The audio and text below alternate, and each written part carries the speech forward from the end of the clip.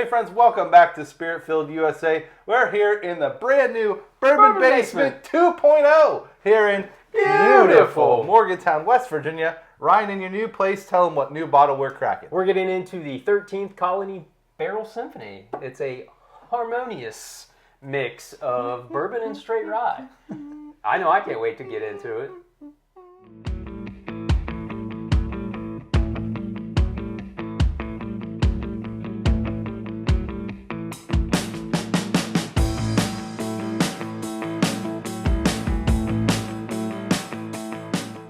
Hey folks, welcome back to Spirit-Filled USA, the podcast that's, not a podcast. not a podcast.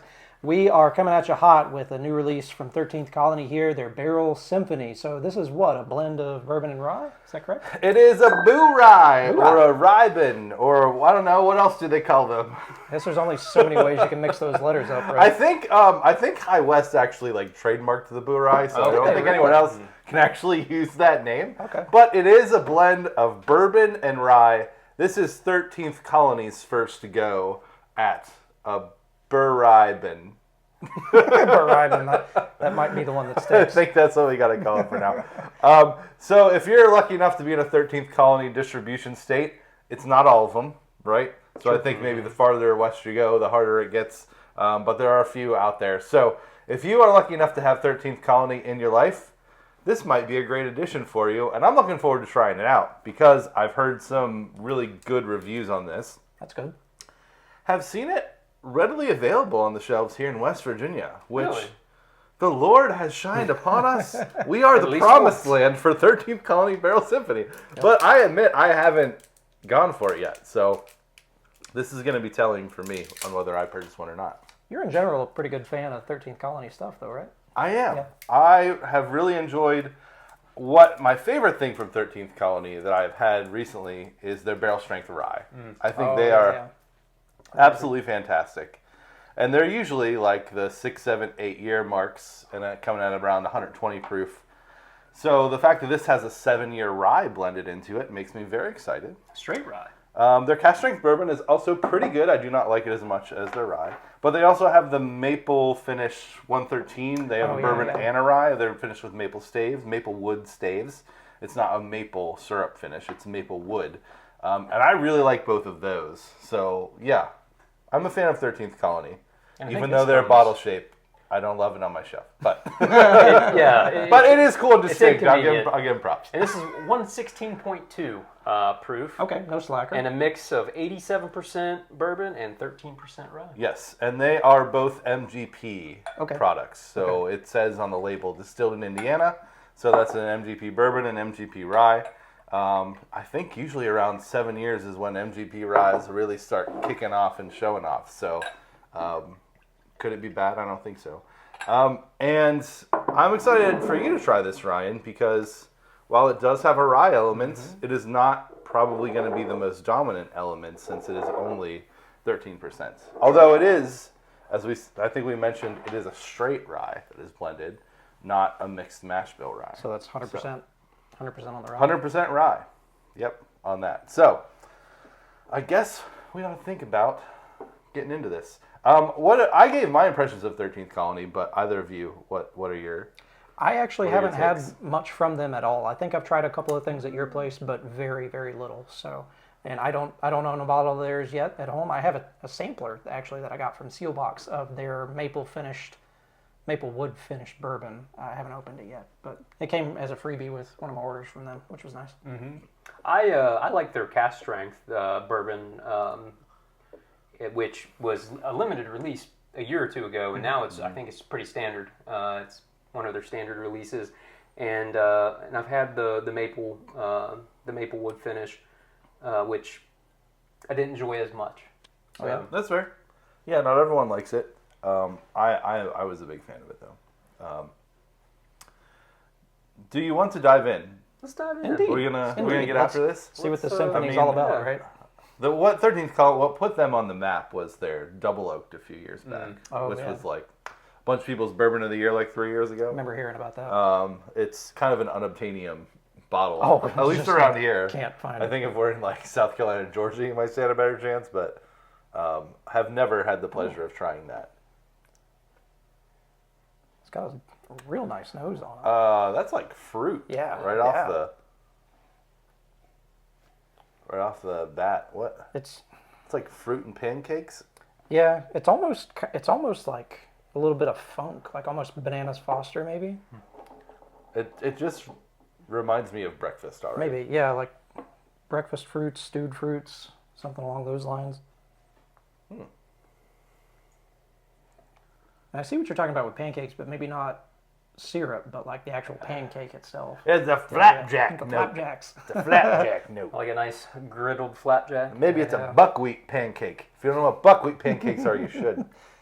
Or buckwheat whiskey. We do around here in West Virginia. Yeah, we recently tried a buckwheat whiskey, which was actually really good. It's not made anymore. So sorry about your luck, but...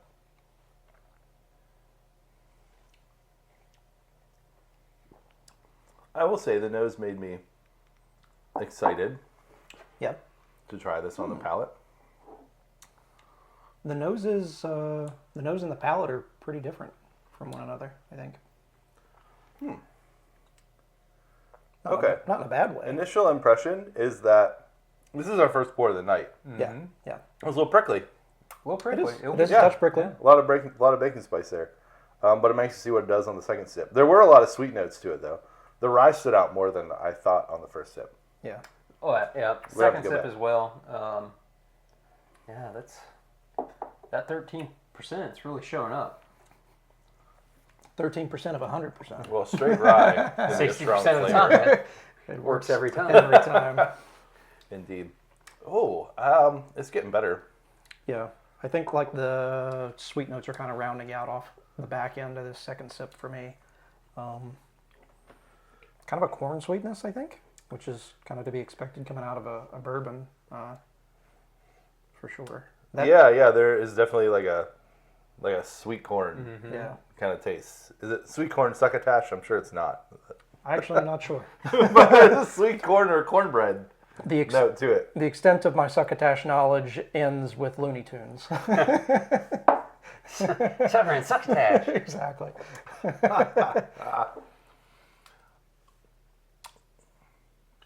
There's now the fruit is coming out a little bit on it.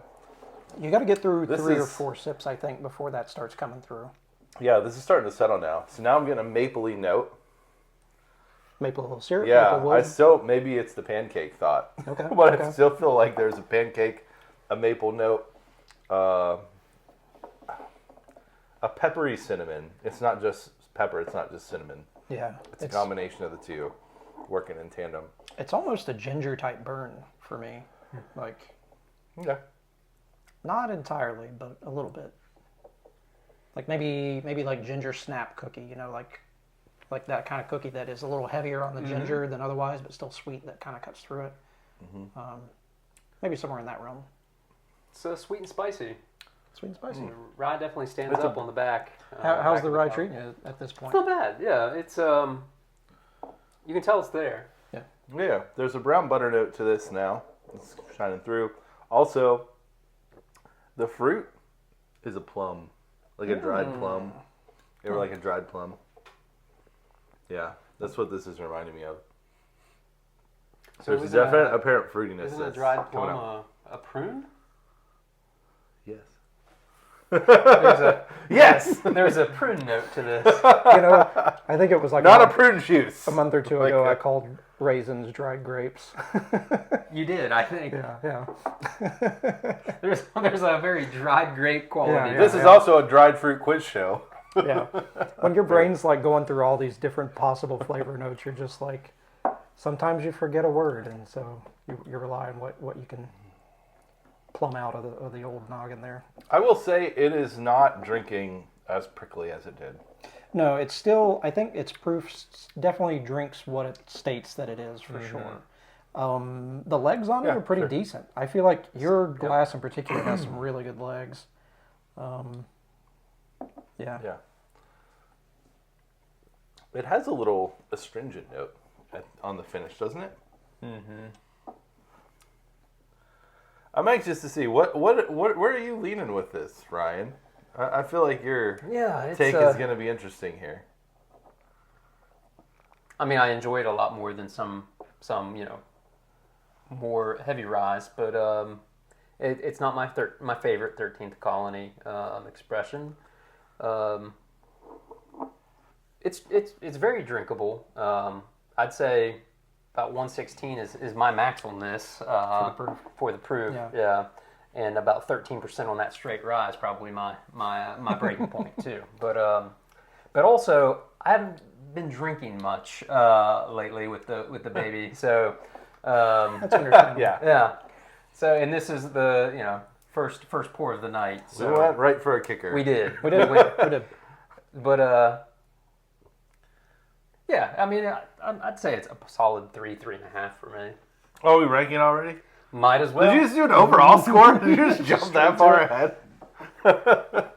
He's got his stuff in order. Yeah, I mean, we can go straight into it. I'm fine with that. Straight All right, into it. Nose. What are you doing on the nose? Nose is probably the high point. I'd give it a 3.5. That's the high point for you? Mm-hmm. Okay. I think it's sweet on the 3.5 nose. is pretty high. Yeah. Solid nose. Some fruit, some traditional sweetness from a bourbon. It's a 3 on the nose from me. There's a couple layers there. It's not the most layered or complex nose, but it's rich. What's there? Yeah. I think I'd probably go with a 3. I might almost dip to a 2.5 on the nose, just kind of middle of the road. Like it's nothing that I don't dislike, but it's nothing that I would, call home about, that kind of thing.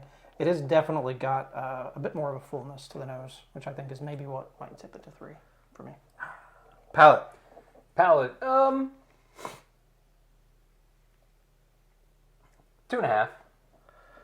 Okay. No. 2.5. 2.5. What lands you there? It's just there's a lot of bite for me. The rye definitely kicks you. At least for me. No, I mean, this is a good perspective. Like, not everybody's a rye drinker. So, like, I don't know. I always enjoy that whenever we have something that either is rye or has rye in it, just to get Ryan's perspective. I feel like you have some Statler and Waldorf from the balcony energy with this whiskey. Just a grumpy one on this one. And what's surprising is, like, my first sip was actually probably my favorite. And then I felt like the rye intensified the more sips I took. Gotcha. Which, is typically the reverse. Sure. Yeah. All right. Do it. For me, I'm going to say 3.5 on the palate. Maybe 3.5. I think I like the palate more than I like the finish. But I do enjoy it. It's not anything that, again, kind of like the nose that I would like super ride home about. But like for me, there's not a lot to dislike here. I think if I had to give it marks, I'd say that it doesn't balance the proof super great. Like it does come in a little bit prickly, a little bit hot. But I feel like for me at least, as a person who likes rye quite a bit, the bourbon and the rye mix I quite enjoy. I'm gonna stick with a 3 on the palate. Okay. It's an enthusiastic 3. I'll be clear. Sure. Mostly because I feel like bourbon and rye blends are easy to screw up and get out of balance. So I feel like they probably worked hard here because for me, who is a rye drinker, I like the balance of it. I think it's very, very good. And there's a lot of layers to this. A lot of things to pick out. You got your fruits, you got your brown sugar sweetnesses. I feel like I could do with maybe a little more age on this would do it well. I feel like some of those undercurrent, like richer, like leathery kind of notes are missing for me. I like that in a rye. Sure. So that's why I'm sticking at a 3. Yeah, that's where I'm saying. That's fair. How about the finish though? As Justin mentioned, the legs were good, had good mouthfeel. The viscosity was pretty decent. I'm still at a 2.5 on the finish. A little too spicy, a little too prickly, but probably a mid-range finish. And the rye just stood out a little too much for my liking on the finish. Sure. I think I'd probably go 2.5 on the finish for this one. I like it a bit less than the palate. The astringent note that you were getting, I kind of relate to like a dry white wine almost on this one, towards like in the finish. So that's not necessarily a bad thing, but that astringency does kick in and stick around for just about the entire finish, and it kind of overstays its welcome for me. Okay, interesting. I'm gonna give it a 3.5 on the finish. No kidding. 3.5. That's my favorite part of this. Wow. So we're all split. the paradox really happens here. Sure. Zach like astringent oak, and I feel like that's the one place that I find it on this bourbon is in the finish. I'm also factoring in the viscosity and the mouthfeel in this, which I think is really pretty incredible for a 6 and 7 year product.